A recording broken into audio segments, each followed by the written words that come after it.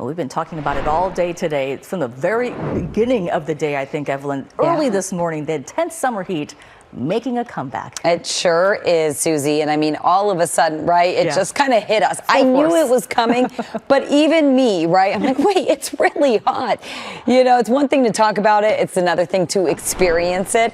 And I mean, we're talking triple digits numbers, upwards of 105. We're looking at heat advisories. We're looking at excessive heat warnings. Yeah.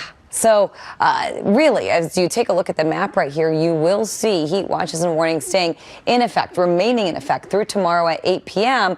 for everybody with the exception of the immediate coastline. You'll see right here heat advisories through the Santa Clarita Valley, the San Fernando Valley, the San Gabriel Valley, the Basin, and excessive heat warnings as well through parts of the IE, the interior portions of Orange County, the Coachella Valley under an excessive heat warning. And no surprise that tomorrow, Palm Springs, we're getting up to 118, Burbank 99, downtown 100, 100 in Claremont, 106 in Chino. And as we get a look at your futurecast right here, you will notice high pressure continuing to settle in over Southern California.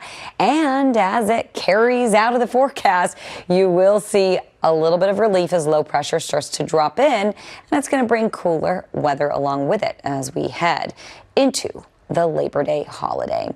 Speaking of Labor Day, who's counting, right? Well, Labor Day is 7 days away. The autumnal equinox is 25 days away. And Halloween is 64 days away. Did you start planning your costume? I know I have. Okay, so got to get on that.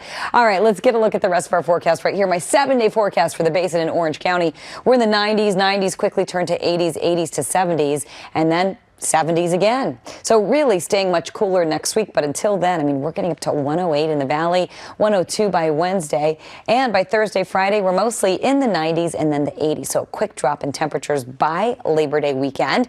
And for the beaches, we're keeping things very consistent, 80s turning to 70s. In fact, we're going to be in the upper 70s Wednesday, mid 70s by Thursday, a little cooler Friday, Saturday, Sunday, and more cooling on Monday.